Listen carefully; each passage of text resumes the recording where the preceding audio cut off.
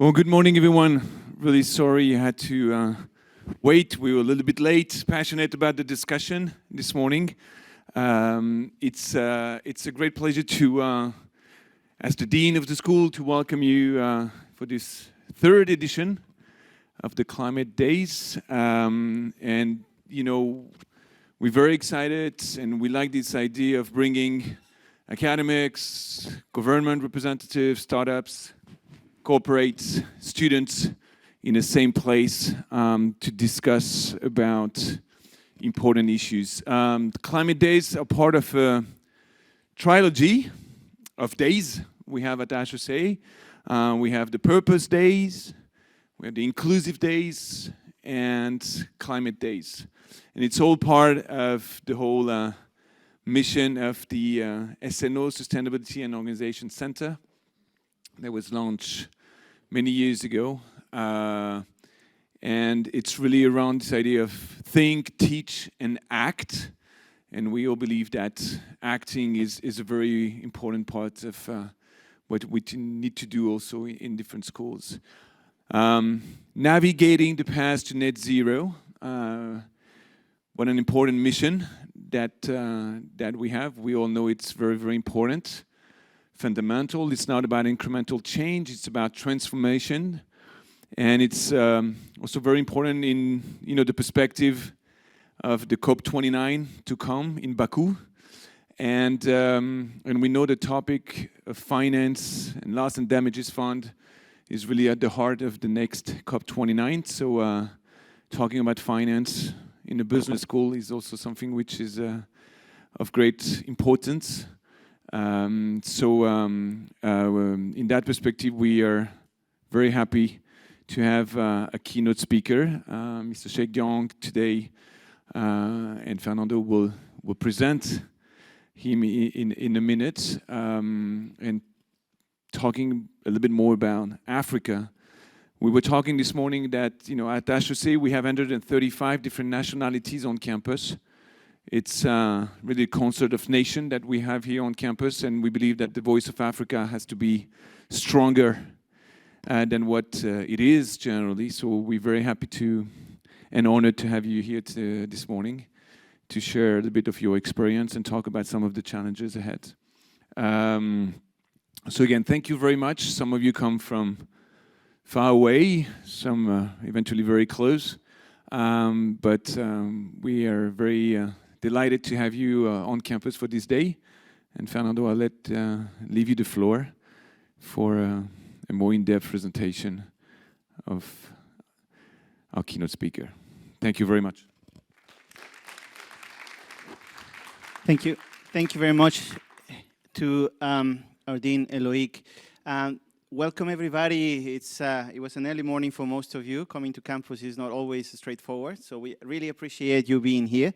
And what a day we have today, not only because we are here together and because we care about this topic, but because for the first time in the history of the Climate Days, we have an international and very well-renowned speaker with us, Mr. Ibrahima Cheikh DIONG.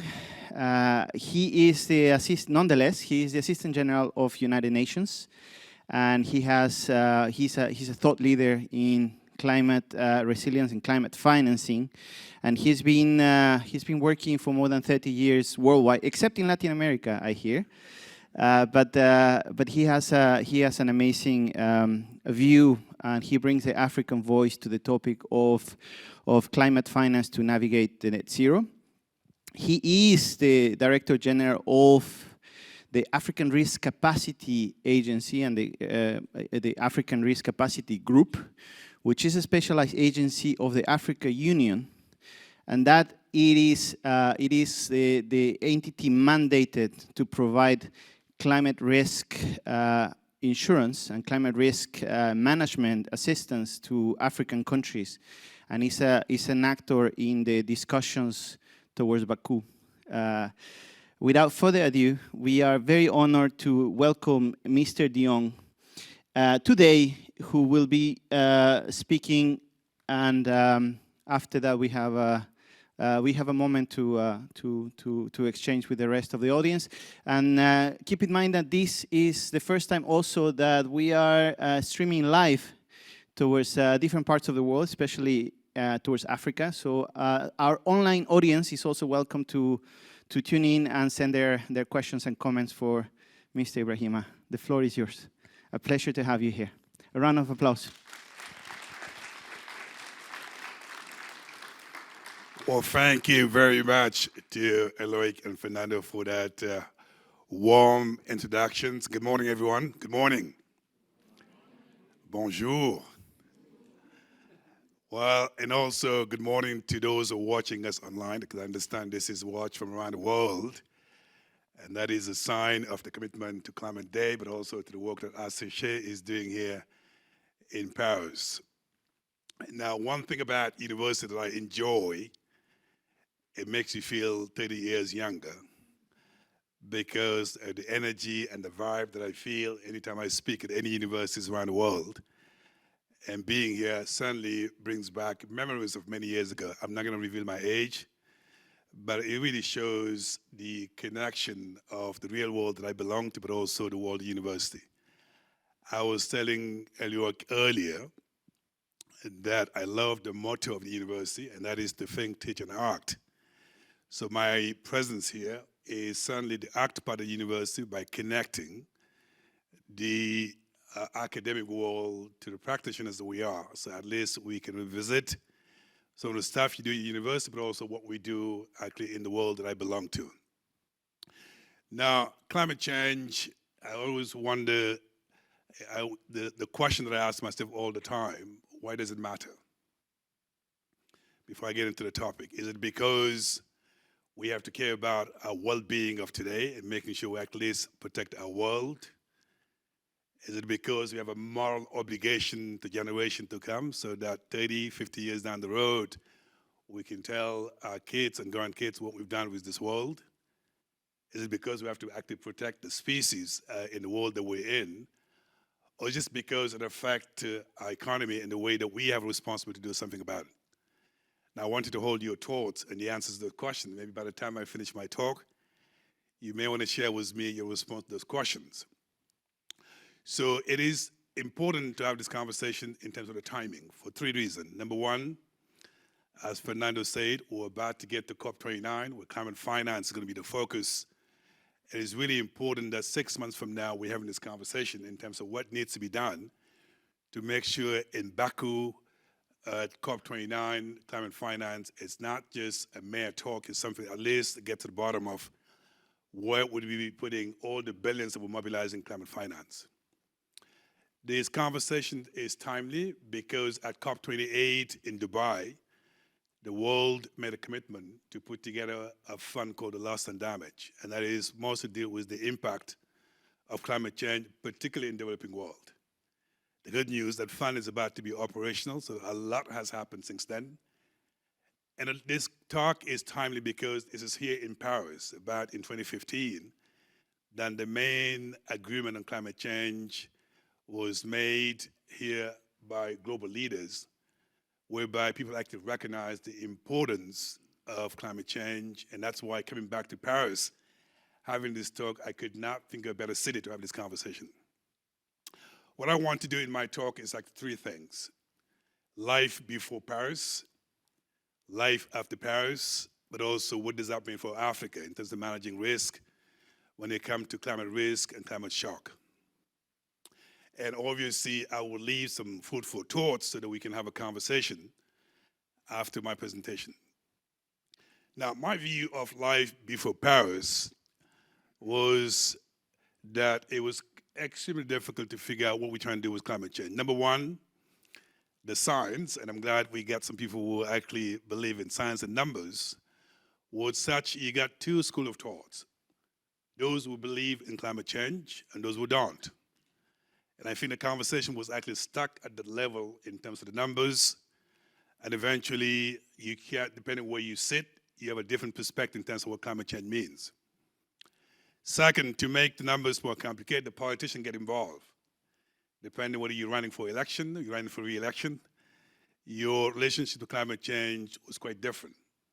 to the extent that it was very difficult to get actually a political commitment from the leaders when it came to climate change. Third, it was very difficult to at least get people to actually, we would say, polluters pay, actually to recognize those who contribute to global warming have a moral responsibility in providing the resources so we can deal with the negative effect of climate change. Last but not least, the framework for negotiation was such, it was very difficult to get the parties around the table to have a conversation about climate change. So I think it was a very difficult world to get to any actually consensus in what to do with climate change. While that was happening, the extreme weather condition was getting worse. The impact was actually tremendous, particularly in developing countries.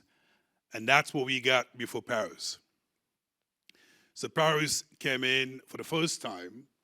In my view, in Paris, it was actually recognized there is a global crisis in the climate change, and the only way it can be addressed by global solidarity.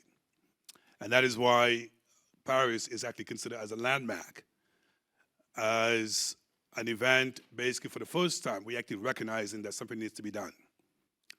It was in Paris also that it was decided that we need to actually bring down the global temperature to less than 2%, and in some cases actually people even suggested 1.5 if we want to actually reduce the impact of climate change.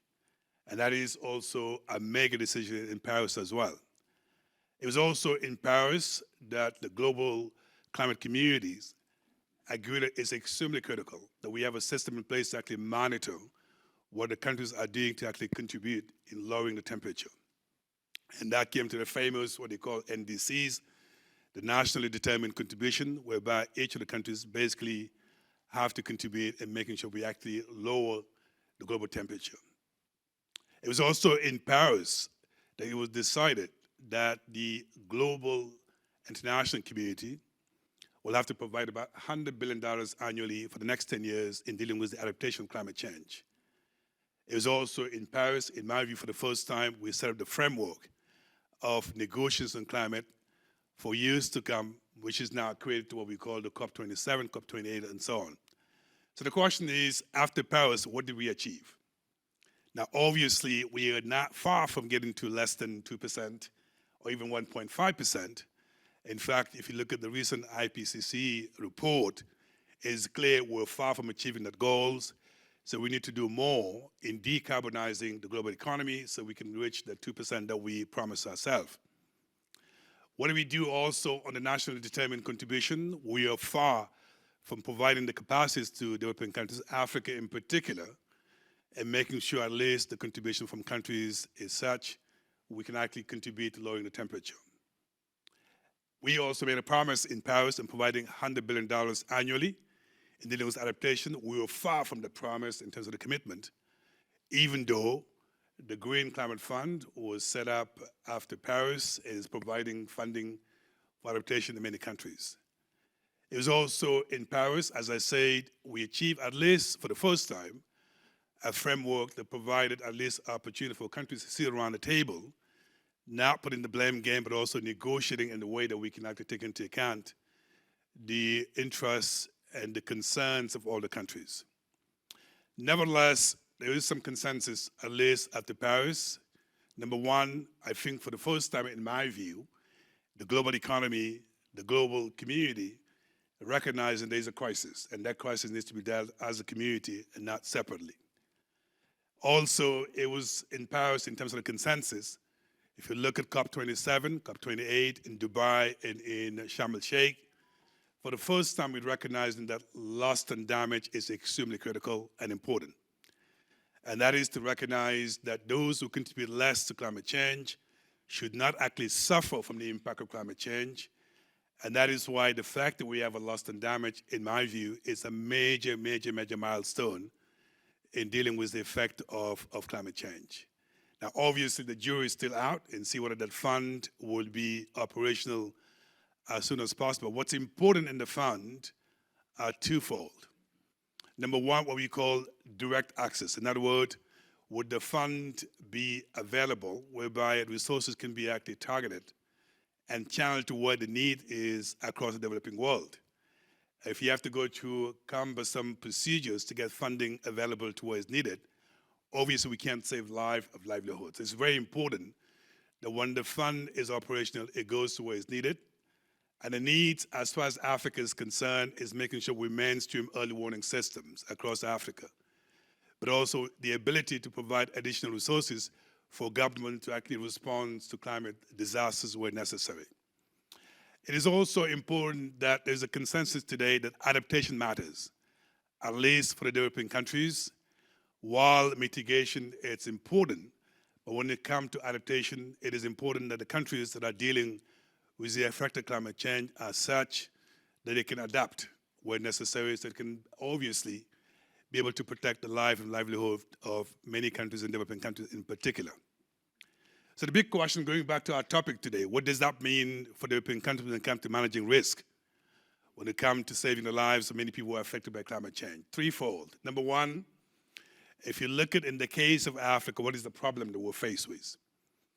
We're seeing extreme weather conditions actually becoming extreme. For those who are following the drought situation in Southern Africa, Zambia, Zimbabwe, Malawi, and Mozambique are all faced with extreme weather conditions, particularly with regard to drought, affecting millions of people in those countries. We've seen also the tropical cyclone happening in Madagascar and Mozambique, and then flood in many countries in Africa. So all these disasters have two impacts on the continent. First of all, economic losses. Most of these countries are obviously challenged whenever they have to deal with a disaster related to climate, to the extent it's a setback to most of these countries, and to the extent that actually countries have to juggle and balance between development ambitions, but also climate obligation. But it also has something which is really something of interest to us as Africans, what I call the human face of climate change. And those are the people who are affected by food insecurity. These are the people who are affected by the basic infrastructure being destroyed.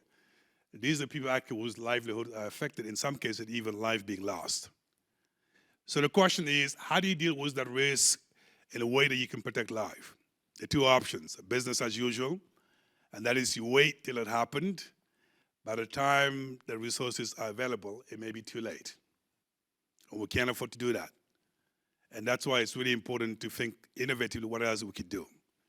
Three things, and that's really the whole bottom line of disaster management financing. Number one, you can't fix the problem unless you understand the magnitude of the problem. And that is why the whole concept of risk profiling, early warning system are extremely critical in addressing climate risk on the continent. I spoke to the Dean, but also to Fernando earlier, that one of the ambitions of the Secretary General of the United Nations is actually mainstreaming early warning system across developing countries so we can actually make informed decisions on climate. Now, that early warning system has two components. Number one, early warning system made available to policymakers can make informed decisions saving lives. I was giving them an example earlier in Madagascar. The fact that we made early warning system for tropical cyclone available to the government, they were able actually to move 5,000 people from harm's way before the storm actually strike. And we talk about 5,000 people's lives actually being saved. And that is why availing early warning system and data to policymakers allows them basically to make informed decisions that can save lives. But early warning system also help the government to anticipate on what to do with the risk that you're exposed to. In this particular case, that understanding of the risk allows government to do two things: to return the risk within your own budget, so you can anticipate, but also to take the risk and take it to the insurance market so you can mobilize additional resources. So the second thing that's equally important, and I was telling the team earlier, and that is that most government in Africa, when there is a disaster, they tend to be extremely overwhelmed. And the reason is very simple, because there's so many other priorities the government have to deal with, whereby when you have a particular risk related to climate, you have to make a choice of whether to deal with your education system or infrastructure, or dealing with the impact of climate change on the people that you have to protect.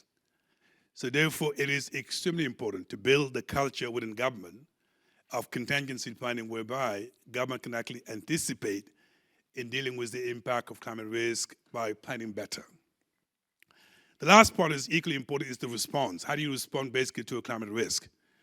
And this is where the innovation comes in. So most of these countries, when they deal with this risk, if they take that risk on their own to the insurance market, the premium may be extremely expensive for them to be able to afford that premium that they have to pay in order to anticipate. So the innovation comes by pulling the risk, by saying to countries X, Y, and Z, don't go to the insurance market alone. Let's go together as a pool, and that pool allows you to get better terms in terms of premium. But more importantly, it's important to actually recognize that that drought does not happen at the same time in all the countries. So therefore, when you get a payout, it allows you basically to finance your first response as a country. Now that innovation is picking up so nicely in Africa to the extent that now people think about scaling it up. What I just defined and described to you, it's not just a concept, it's a reality when it comes to the organization that I run. It's called the African Risk Capacity. It was created 30 years ago by the African Union to make sure what we do, African solution to African problems. And that is by, number one, showing leadership, creating an institution entirely dedicated in providing the kind of support that I just described. Since our inception, we provided up to $1 billion worth of coverage, protected 100 million people, made a payout of 150 million people to African countries, all disasters combined. And that is the kind of innovation you need on the continent to making sure you deal with climate risk. But let me be absolutely clear, insurance is not the only answer. There may be cases whereby the risk hasn't triggered, and you can pay through insurance, and you cannot be too technical when people actually are dying or affected by climate change. And that is why the response to climate risk on the continent requires to come up with a diversity of financial instruments which you can actually deploy wherever you have to deal with the climate shock. And Africa is on the forefront in making sure that we can basically be part of the solution as opposed to be part of the problem. So where do we stand today in scaling up such a method that I just described? There are a couple of ways of scaling up. Number one, disaster does not mean the same thing to all of our countries. In some countries that are faced with drought, some is tropical cyclone, some is flood, some is outbreak and epidemic. So the ability to provide a diversified pool of product to countries is a way of responding to the demand of the countries as opposed to just providing a particular product in terms of a drought. And I was discussing with the university earlier, that kind of product, the challenge that we're faced with is the reliability of data, data management, risk profiling, and risk pooling, to the extent that I'm looking forward to working with the university so we can actually improve our data management in the way that the product we put in the market are as reliable as possible. The second challenge of what I just described to you is what I call the AAA of premium financing. The availability, the accessibility, and the affordability of premium. Countries may actually believe that going to the insurance market is a way of mobilizing resources, but in some cases they may not be able to actually afford to pay the premium. It is our responsibility, because global climate crisis calls for global solidarity, to support the country who can't afford to pay the premium so they can at least have access to the opportunity provided by the insurance. That type of model also requires, beyond this insurance, capacity building and technical assistance to countries so they can do it themselves. We are not in the position of doing this for Africa forever. We want to be able to get to the point where the countries can do it themselves so that disaster risk management is actually embedded in public policy, because the responsibility of the government is to anticipate, because governing is anticipating. It's not waiting until it happens, so it's really important that countries begin to do it themselves. Let me just, I hope by now you get a sense of why those questions are important in terms of why climate change matters. Because it's our responsibility for generation to come and make sure we at least leave our future generation with a healthier world that we came in. It is our responsibility in making sure all the species are protected, because we are a species as human beings, and making sure that our actions do not actually impact the way we see the world. It is our responsibility in making sure food security becomes something constant, particularly in Africa, where many vulnerable people are affected by the fact that climate change is actually impacting them. I think the food for thought is that hopefully commitment matter. Many countries came to Paris, made commitment to provide billions of dollars to adapt. I hope as we get to COP29 in Baku, those commitments will be honored to the extent that at least the additional $1 billion needed to adapt are actually provided. Early warning systems do save life, and as the Secretary General of the United Nations said time and time again, it needs to be mainstream in the way that across the developing world, we have access to technology, risk modeling, and data, so we can make informed decisions about dealing with the effect of climate change. And what I want to leave you with is the following. Everything that we do is important as long as we don't lose the sight of the human face of climate change, and that is the millions of people around the world who are affected by climate change and their life matter. Thank you very much.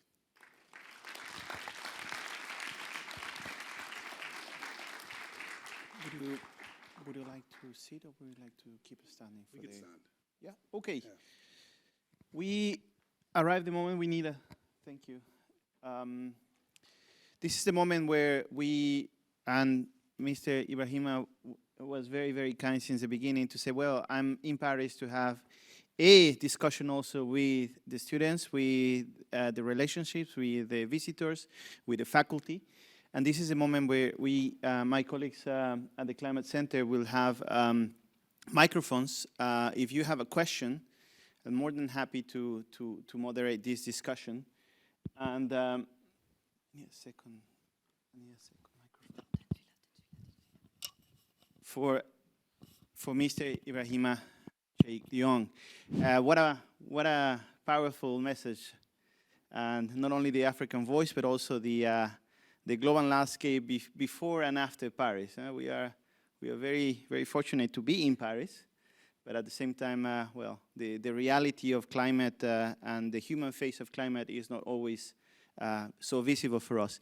So, meanwhile, our audience, our friends and our guests think about your questions, because we have enough time for interactive discussion. That has always been the plan.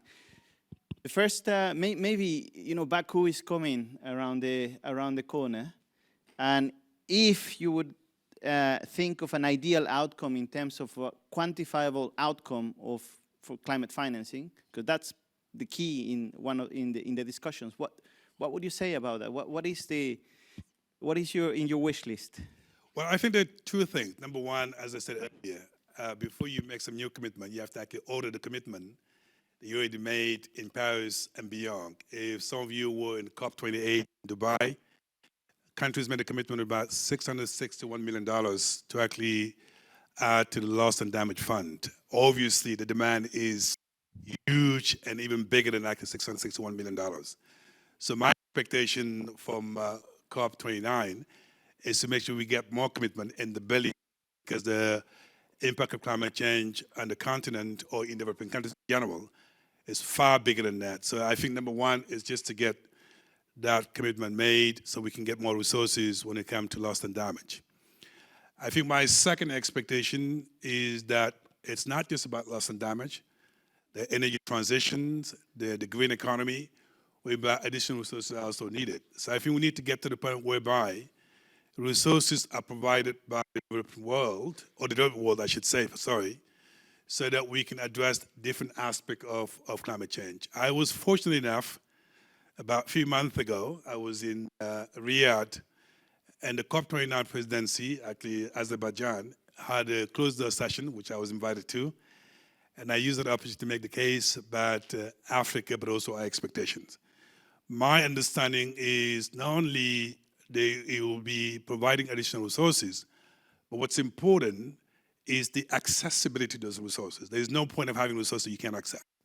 So we have to look at the funding, but also the procedures whereby when funding actually committed to, the system is such that the procedure are not cumbersome to access. And I keep saying about what I call the AAA of climate finance: accessibility to these funds, availability to these funds, but also affordability, whereby the countries that need the funding obviously will access this funding as soon as possible so we can actually protect lives.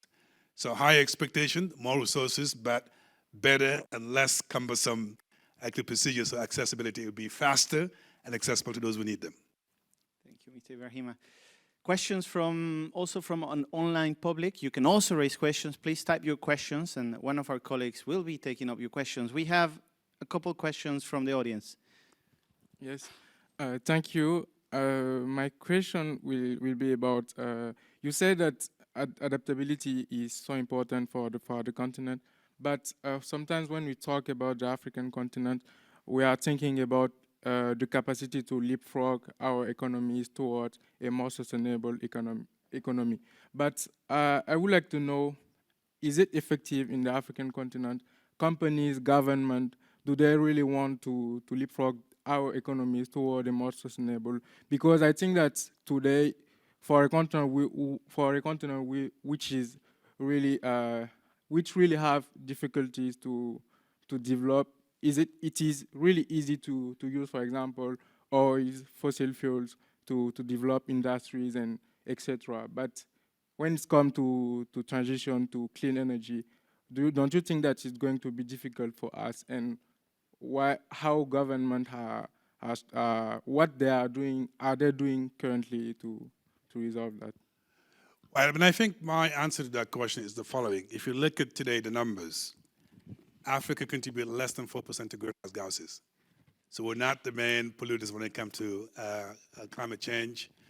That's the reason why Africa is saying pretty much, even though we contribute less than 4%, but we're actually suffering from the impact of climate change, what I talked about earlier, drought and tropical cyclone and so on, and the most vulnerable being affected. So I think number one, we need to do exactly what I said about loss and damage, and making sure at least those who contribute less do not actually suffer because of climate change, so we can protect life. I think second, you brought up a very good point, that how do you find a balance between your development ambition and also the climate obligation, which you have to oblige to because you belong to the global economy. And I believe what Africans are saying do not prevent us from actually using our resources to actually develop our economies. But at the same time, Africa is also sensitive to the fact that we don't want to make the same mistake that have made with our natural resources. I think there is a middle ground to strike in making sure that clean economy, the green economy, becomes really an opportunity for us to develop some renewables and other type of energy so we don't actually make the same mistakes. So therefore, what the Africans are saying, and they said it loud and clear, when they had the African Climate Summit with heads of state in Nairobi last year, is number one, we are pushing the international community to actually decarbonize the global economy so we at least reduce the greenhouse gases. Number two, we're talking about the funding and the commitment made to help Africans to deal with the impact of climate change should be honored. So that way, those resources will help us to deal with the impact. But at the same time, climate change also provides opportunities. When it comes to, for example, green economy and green jobs, these are areas that requires funding, capacities, in some cases at least support African countries. And I think across Africa, they begin to recognize it's not just a problem, it's also an opportunity we need to actually seize and make sure we can fulfill our development obligation, but at the same time seizing the opportunity provided by the green economy to create some new jobs, but also maybe get some of the entrepreneurs. And I like the dean was talking about earlier about the entrepreneurship plan in the university. I guess in the next type of entrepreneurs should also look at the green economy as an opportunity to be part of the solutions. Thank you. Thank you very much. We have another question there. And we are monitoring also our guests on YouTube and Facebook Live to see if there are additional questions. Please. Thank you so much for this amazing speech. My question is in terms of allocation of the money of the Loss and Damage Fund. So my question is, how can we make sure that the money in the Loss and Damage Fund really comes to the areas in Africa where it's really the most needed? Yes. Yeah, there are two major issues in the Loss and Damage Fund. One is called direct access. The other one is actually using existing organization on the continent to make sure money goes to where it's needed. On the direct access, what the Africans are saying in general, and making sure that when the resources are available, through a direct access, you can actually get money to where it's needed very quickly. Because in the business of loss and damage, if money doesn't get to where it's needed as quick as possible, you're not saving lives. Because loss and damage is all about reducing the loss and the damage on the people who are affected. So I think many Africans who are involved in the business of loss and damage are pushing for the fund to be nimble, flexible, and mean and lean, to the extent when the funding are available, that direct access allows the fund to get the funding where it's needed. And so hopefully that will be the approach of loss and damage. And then second, loss and damage as the fund make actually funding available to countries where it's needed. What's important, there are existing organizations that have been doing this for years, mine included. The African Risk Capacity has been doing loss and damage for quite a number of years. So I think funds like that, their objective is not to weaken them, is to empower them to the extent that we can actually speed up implementation by making actually funding available to those who are doing what we're doing for the past 13 years to help us to scale up. I think if we manage to do those two, in my view, we'll get the fundings where it's needed so we can match supply and demand across Africa. Thank you. Thank you very much, Mr. DIONG. A question related to that, if I may. Meanwhile, we have a couple additional questions. Closing the gap between supply and demand and making it accessible, actionable, relevant, and timely. Those are keywords that you've been mentioning earlier, but I'm sure this was also some of the key points in the discussions at the roundtable in Johannesburg a few weeks ago about the closing the gap in mobilizing climate finance. But can you tell us some lessons that you have learned at the African Risk Capacity Group on how to actually make this happening, closing the gap in access to finance, but also putting it where it's needed in timely and in a very actionable way? Right, and as I said earlier, if you look at all the COP and COP28 in Dubai included, the conversation has always been about the supply side. In other words, how much money do we need to adapt to climate change across the developing world? And that conversation is very useful because we need to get as many billions as possible to address the concern. But the question is, when the money is available, where should we actually direct the resources to, particularly in the developing world?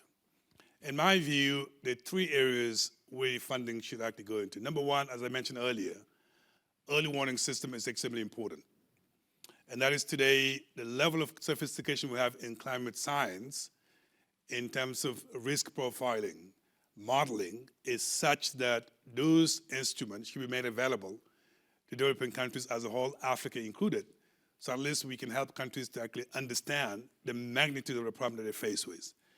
And that could be mainstream across developing countries so that policymakers can actually make decisions based on data, but not just based on generalities.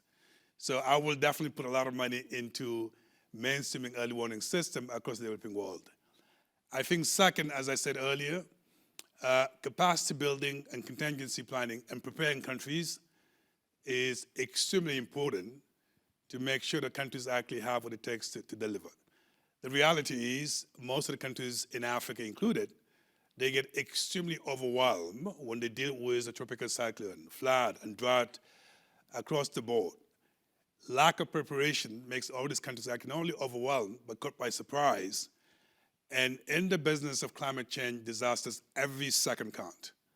If you actually don't get prepared as the countries, the reality is you're going to find yourself basically overwhelmed with drought, tropical cyclone, and flood, and that is not acceptable. I think the last thing where I put money into what I call the financial instrument that can deal with different types of climate shocks. Again, as I said, insurance is not the only answer. Countries are interested in having social safety net, solidarity fund, contingency funding. All these different instruments allows government, in the case of disasters, to react, but react rapidly so you can save lives. And last but not least, where I will definitely put some money into fostering the green economy, helping countries to adapt more, energy transition, clean actually cooking, all these things that are important to make sure that the European countries can actually learn from the mistakes of others and be able to at least turn the climate crisis as something that we can deal with in terms of the impact, but at the same time an opportunity to grow our economy in a much more healthy way. We have another question from the audience. I think I saw a hand somewhere over there. Thank you, Mr. DIONG. Yes, we have an additional question. It'd be great if you're a guest visiting today, please state your name and then your question, because we also know where you're coming from. And make sure your question is easy so I can give you the answer. I'll try my best. Good morning. My name is Brida. I'm an MBA student. In relation to early warning systems, I was wondering how or what measures can we take to ensure that early warning systems actually translate into preventive action by governments for the communities. So I'm part Nigerian, and we do have a situation where the River Niger frequently, as it is now, overflows its banks. And we've had situations where it's been really intense and people have died.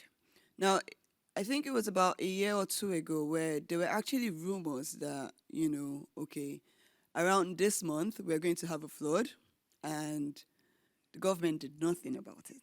So to me, it seems there was some sort of early warning system but no action was actually taken. So how do we go about ensuring that even when early warning systems are in place, the government actually moves to take action? Thank you. Part Nigerian, part? Irish. Irish, okay. All right, I'm part Senegalese and part Senegalese. Well, look, I mean, I think you brought up a very good question. This is something we struggle with in our line of work every single day.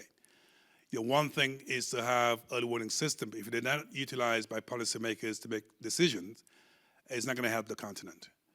And that's the reason why, I mentioned earlier, in the case of Madagascar, when we made early warning system for tropical cyclone available to government, 5 days before the tropical cyclone, the fact that they used information allowed them to evacuate about 5,000 people from harm's way. And that's the way you want early warning system to be utilized in actually saving lives. There may be cases, I can give you tons of examples, for example, in South Africa, when they faced the drought in Durban, a lot of NGOs did say if the government has acted and acted on the early warning system, maybe they would not lose as much life as they did, for example, in South Africa. So therefore, I think the challenge, to get reliable early warning system data, but convincing policymakers to use them at the right time so you can at least save lives. In fact, a couple of initiatives on the continent, which in my view are laudable. At the African Union, they have something called a flood situation room. And that is basically a platform where they gather all the information related to flood on the continent with data and modeling, and they can anticipate a particular flood coming in, whereby they can actually assemble policymakers around the table and say, this is what's coming up, and this is certainly something that if you don't do anything about it, obviously it could lead to damages in terms of lives in Nigeria or other parts of Africa. So I think the first step of making sure we can get reliable data management coming to disasters. Second, obviously there's a lot of things to be done in convincing policymakers to utilize them. In my view, the best way to do that is what we call evidence-based advocacy. Use example like we've done in Madagascar, in other parts of Africa, where by using early warning system, we can demonstrate the ability from a country to protect their citizen. So with the hope that when they see the benefit of that early warning system saving lives, countries will begin to use that as a way of making policy decisions. It's not just about climate change. In every single part of policy making, it has to be data-driven and data-informed, so the decision you make can be at least adequate decisions. So I'm hoping with the discussion we're having with the university here, in improving our data management and risk modeling, we can begin to make reliable data as well as risk modeling available to countries so they can make informed decisions. Now, obviously, policymakers are what they are. In some cases, politicians don't always act on information, but I think eventually it's our responsibility collectively and make sure that the research and the data that we collect don't sit on the shelf, but are utilized to make policy decisions, because ultimately, as I say, early warning systems do save lives. It's not just about numbers, it's about people. Good morning, Mr. DIONG. Daniel And then Brown. an easy question or reflect? No. A couple of challenging ones, perhaps, that have come in online.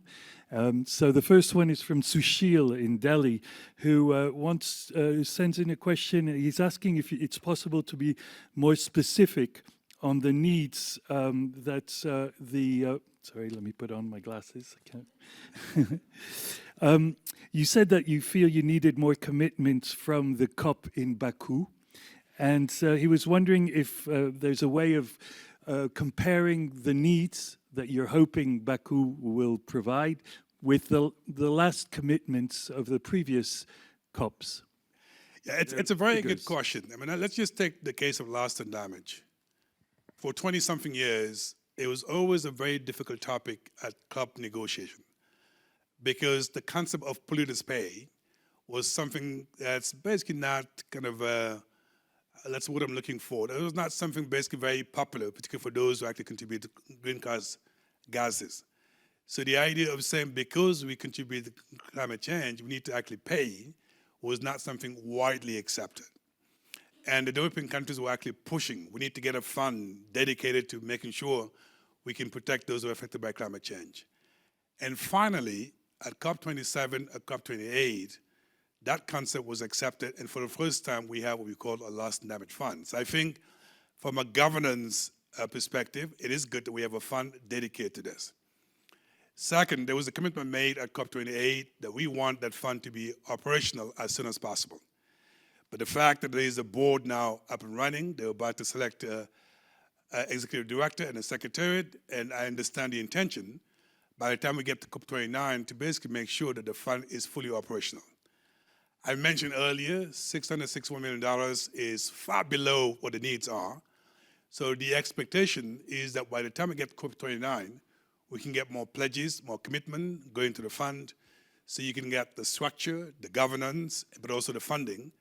But also more importantly, as I mentioned earlier, direct access to money going to active ways needed is extremely important. So that is certainly, in my view, a major milestone when we get to COP29 in demonstrating we're serious about dealing with the effect of climate change. Now, obviously, as I said earlier, in Paris, $100 billion annually for 10 years were committed.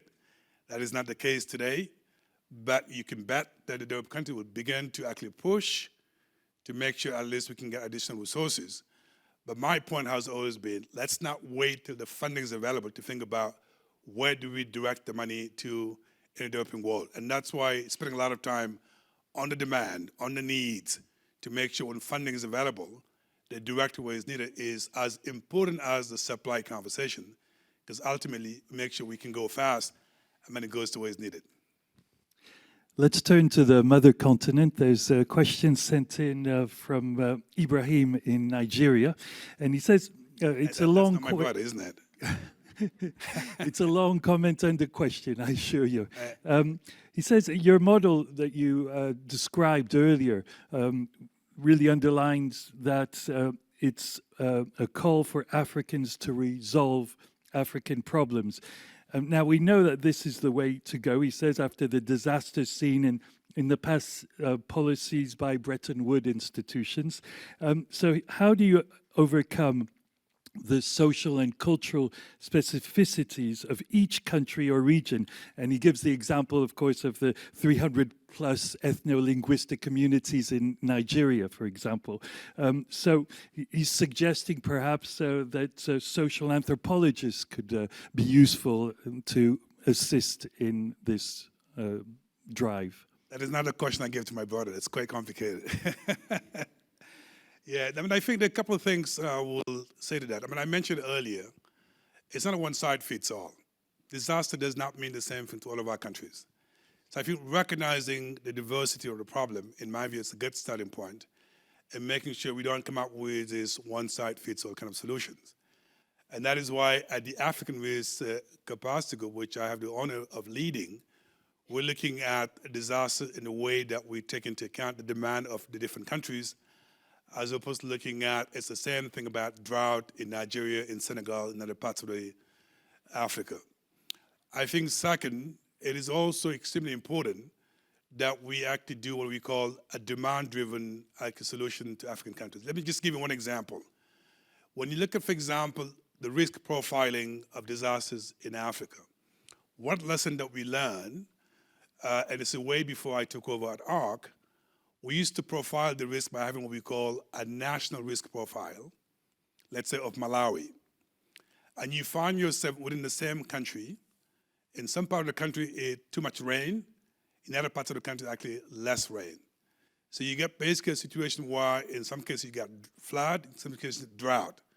So we then began to get into what we call cluster risk profiling. So we get risk profiling that actually reflect the reality of a particular part of the country as opposed to whole national risk profiling. In the case of Malawi, because we did that for the first time in Malawi, we were able to at least make a payout in Malawi because we actually take into account the specificity of Malawi. And that is why it's extremely critical when you look at disasters within the African countries, look at it from the perspective of the reality of the country as opposed to just one size fits all. However, there are some common problems where as a communities, Africans can actually benefit from. And that is the way you actually prepare yourself in terms of contingency planning, the way you pool your risks together so you don't go to the insurance market separately, but also the way you can learn from one another, because some countries are quite advanced in disaster risk management, some are a little bit not too advanced, but by forming a community, you can actually learn from one another. And that's what ARC is all about. How do you build a community of solidarity so Africans together can actually pool their resources and learn from one another so you can come up with much more sustainable disaster risk management when it comes to climate. And I think Nigeria is obviously one of our member states, has a lot to offer in terms of dealing with disasters, and we are doing the best that we can to make sure they can learn from other countries in Africa as well. Good morning. Thank you, Mr. DIONG, for your presentation. Very clear. My name is Ibrahima Cheikh DIONG. I am an EMBA student. I come from Senegal. And as you know, Senegal just came from discovering a huge amount of gas. What would you advise to the government for this gas? Should they use this gas to support the growth of the economy or invest in transitioning in renewable energy, for example? Thank you. That happened in my home country, Senegal, where I'm from.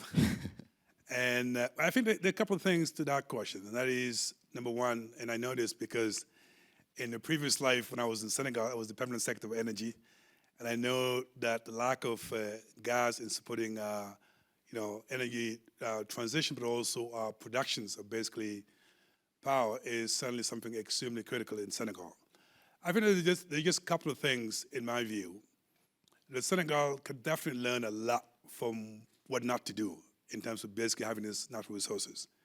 Whether it's Nigeria or Ghana and other countries, number one is just making sure there's a level of transparency in the resources actually generated by these natural resources so they can actually support our economy. And that's the reason why in Senegal, the whole notion about transparency but also local content is such that the country actually knows what those resources actually can generate in terms of additional revenues. And in the previous life in Senegal, I did actually lead a conversation and a dialogue nationally about what needs to be done in making sure that local content is actually felt throughout the exploitation of, for example, these resources. So hopefully they will continue to do that, because that transparency is important to the general populace in recognizing that these resources belong to our country. And it's very important to make sure that at least whatever is available in terms of revenues are utilized to actually support our economy. I think second, if you look at, for example, power generation, Senegal basically has a pool of energy sources, and that is renewable. It's our thermal energy actually sources, whereby some of these sources actually may require, for example, relate to gas. So the question is, the government should also look at our power generation needs and make sure that these resources actually can support the way we actually generate power. And that is something certainly the government of Senegal will certainly do and make sure it actually benefit the country when it comes to power generation. But I think ultimately, in the case of gas, we also have to recognize this is something that we share with Mauritania. So it's a shared resource with neighboring countries. what I'm understanding is happening right now, the two countries are actually combining efforts and making sure that the resources actually support both economies in the way that as we basically work, with international communities, these resources actually will benefit our own development and our own economies. But there's a lot that we can learn from what not to do from other countries, both in terms of transparency, in terms of local content, and eventually also supporting power generation. And I hope Senegal will continue to do that. Thank you. Additional questions also from our online audience? Then, because of the power of the microphone, I'll use that. Because of the power of the microphone, I'll respond to you as well. Thank you. No, clearly there is a huge challenge ahead of not only BAC but in general, to solve the climate conundrum. But at the same time, there might be opportunities ahead. Last week we were here in Joué en Josas. I always find it very difficult to pronounce. I do apologize. At our campus, we organize the Paris Climate Spring Event 2024, which is Paris Climate spring, entrepreneurial and entrepreneurship and technology power hub. So just on Thursday we were here, and then we were talking about clean tech. And clean tech. There were some figures revealed during our keynote panel in the morning. International Energy Agency saying that 25% of technologies have not reached maturity. I was suggesting another figure, depending on the estimates, between 30 to 40% of climate adaptation solutions are not there in the market. They are not in use. They are somehow missing.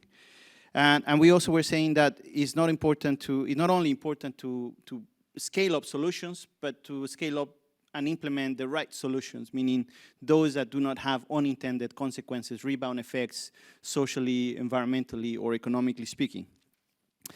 And with that in mind, we're also saying that 80% of the environmental impacts of a product can be avoided in the design phase through eco-design. So if the tools are there, and if we can think also in terms of an opportunity for business, what would be your message for business ahead of the challenge, but also the opportunity that the climate solutions can offer?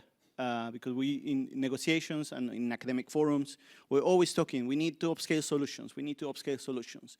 And earlier in our conversation this morning, we were saying, well, about business models, about new finance models, and about experimenting a bit with, but that's extremely risky also for business. Right. So what are your thoughts related to not only the role of business, but what can business do to take the challenge and the opportunity of climate adaptation and climate mitigation solutions? Right. Absolutely. But I think you brought up a very good point, and that is what I said earlier, and that is, we spend a lot of time on climate resilience. It's important because we need to protect the most vulnerable. And that's why I spend a lot of time on loss and damage, but also other instruments we have to develop. But at the same time, there is tremendous opportunity for entrepreneurship, but also for businesses. I often say that if there is no market, there is no business. And the mere fact that there is a market potential, that's a good starting point talking about actually business opportunities. And that is something I believe that the green economy actually offers to entrepreneurs, particularly in the developing world where I came from. But there are three challenges to seizing that opportunity. And I was mentioning to you, Dean, earlier, in a previous life at IFC, I used to be in charge of SME business in Africa. And the challenge is basically fourfold. Number one, as I said earlier, access to market. When there is a market, certainly entrepreneurs, that's all they need to seize the opportunity, to basically seize that market, and because there's a problem, and you have to come up with the solutions. I think second, and that is the access to capital. As a business, obviously, it is important to have the long-term capital that allows you basically to seize an opportunity. And I think in many countries in Africa, particularly those who are starting and have a business idea, unless you have access to equity or quasi-equity in some cases, it's very difficult to actually take your ideas into reality. And I think what we need to do, particularly with regard to additional resources, make sure resources are available to entrepreneurs who want to get into the green economy, and having access to capital that allows them to basically come up with long-term solutions.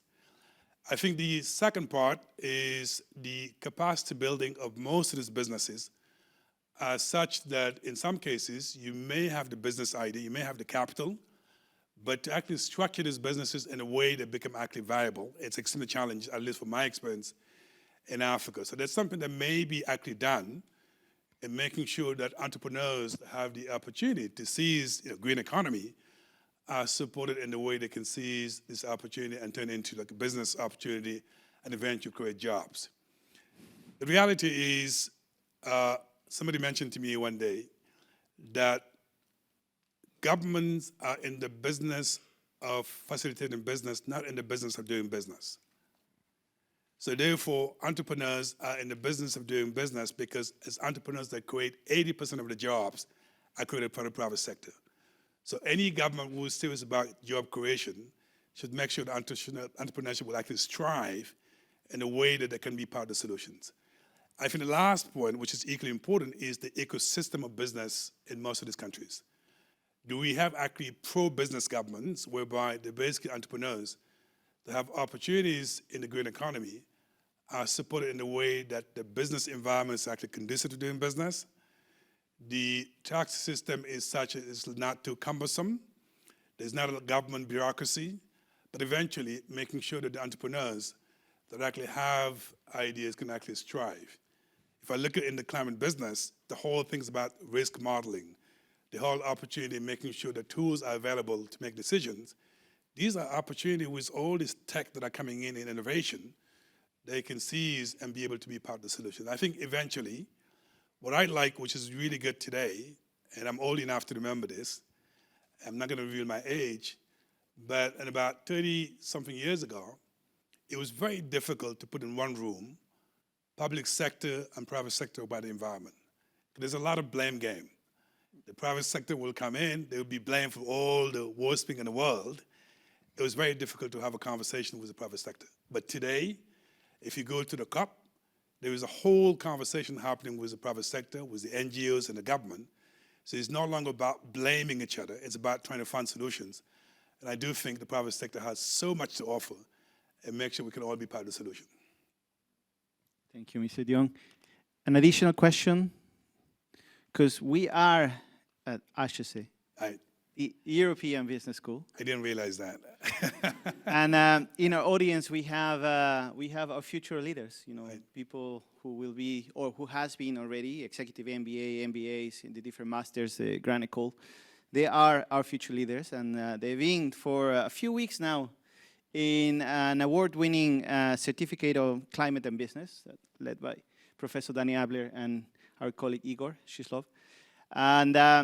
And one of the reasons why we are today is because it's not only important to have the climate days and the other days of our SNO Institute, but also to expose and to bring the opportunity, and the other way around, to bring the questions of our students, who we see them as the leaders of tomorrow, because it couldn't be otherwise.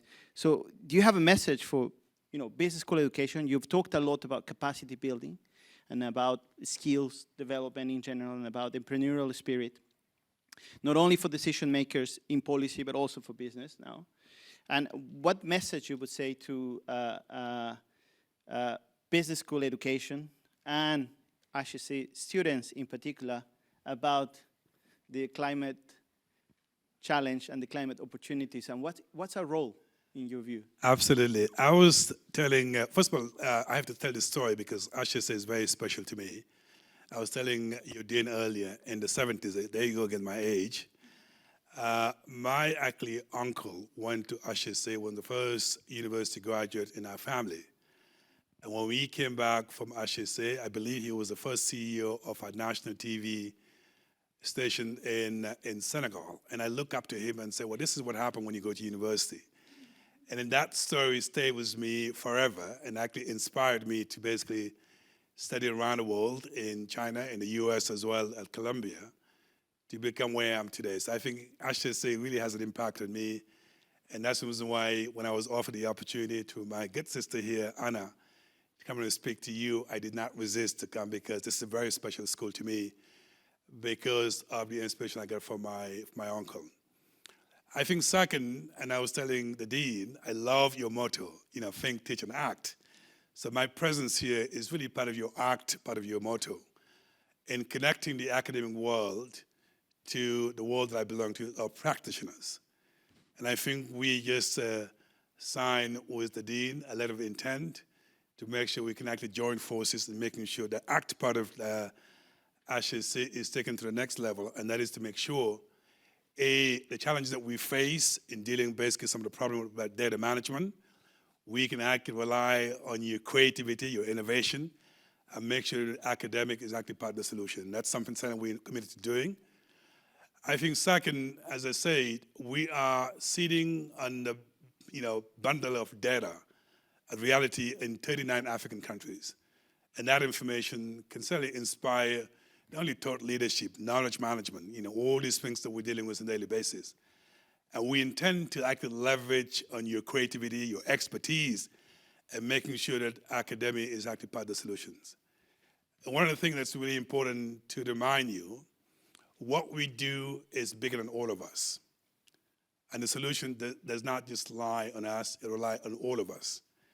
And one thing that's being recognized today when it comes to the global climate crisis, it calls for global solidarity. Academia, private sector, public sector, other institutions as well. And I believe when we come together, it's even more powerful than actually the billions that we're expecting to mobilize, because ultimately, there are many vulnerable communities across Africa. They expect so much from us, and we have no right to fail them. And that's why I'm super excited about our partnership. And I have no doubt when I come back to see you a couple of years from now, our conversation is not just about telling you what to do, but what we've done together, making sure that no one is left behind across Africa. That's why I'm extremely happy to be here. And thank you very much for the opportunity to speak to you on Climate Day. And if you invite me again, I will come back anytime. Thank you, Mr. Ibrahima.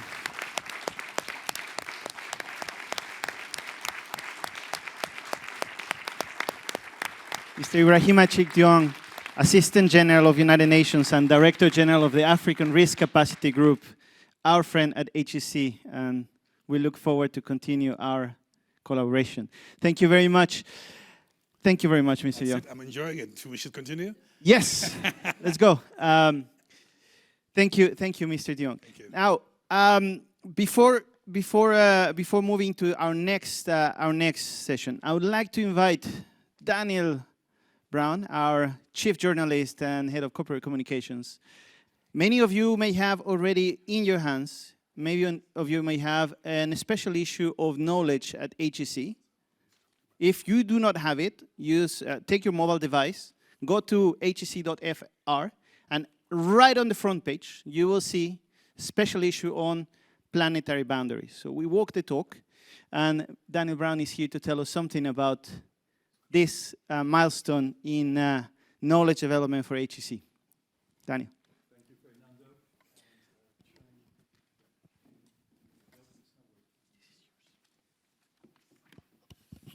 Thank you very much. I don't have the skill or talent of Mr. DIONG or Eloïc of improvising and being able to remember by heart the important points. So it also, I've written it, and it's also keeps me a bit more disciplined. I don't want to wander around. So my name is Daniel Brown. I'm a journalist, the in-house journalist, and I have had the great pleasure and honor of traveling through Africa for a number of years as a permanent reporter at Radio France International.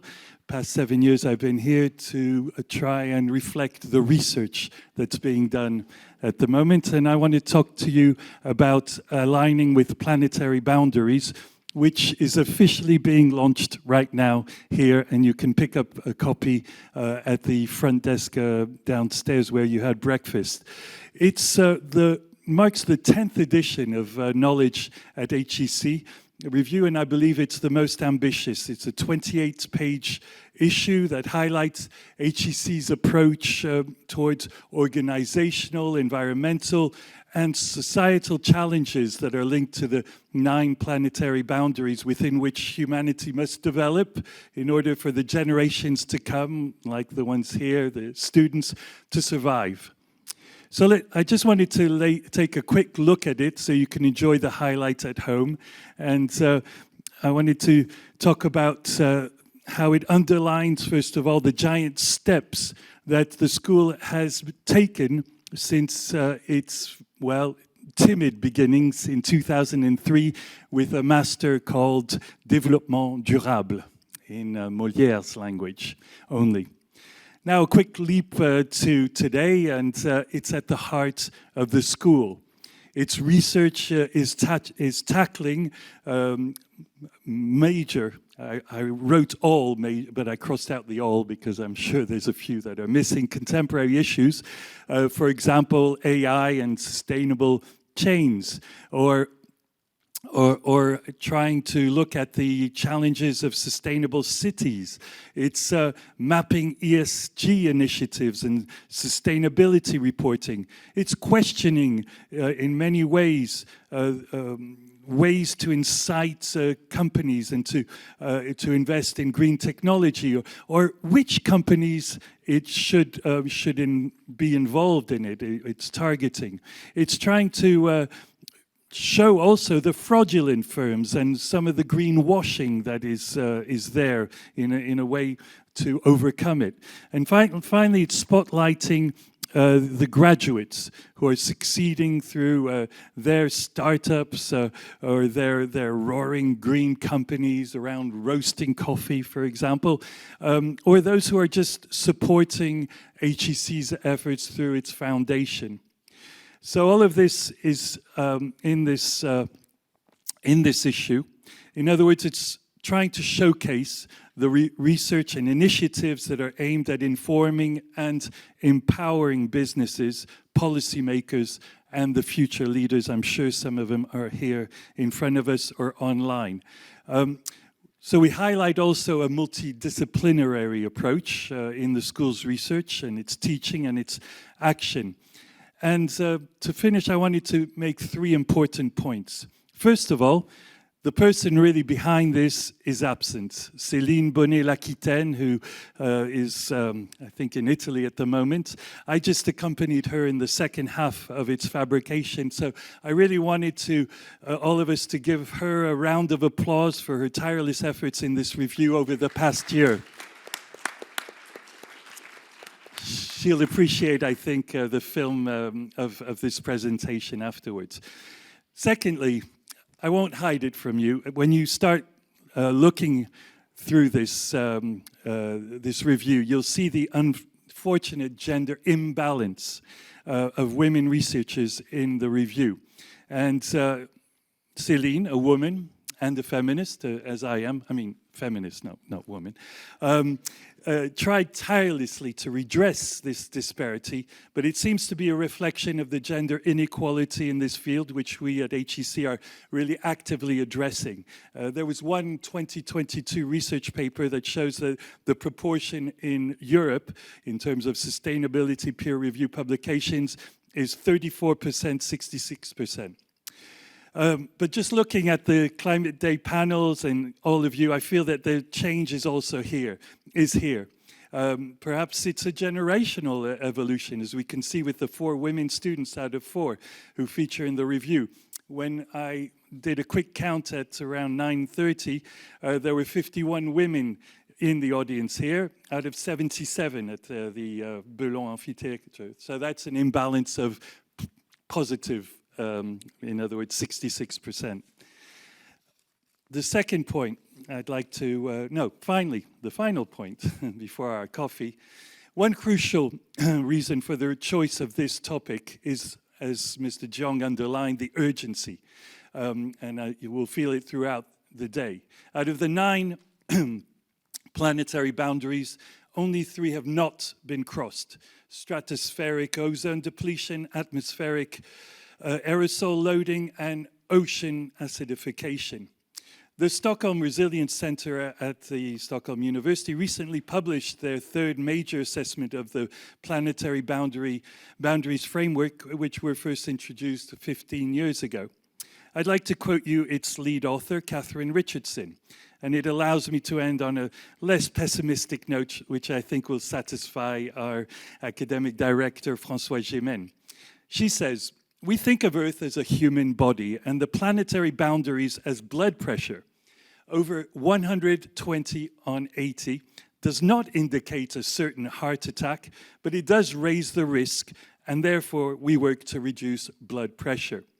The boundary for ozone depletion, for example, which I quoted earlier, was exceeded in the 1990s, but thanks to global initiatives that were catalyzed by the Montreal Protocol, this boundary is no longer transgressed. So let's hope the other planetary boundary excesses disappear too. Thank you. Thank you.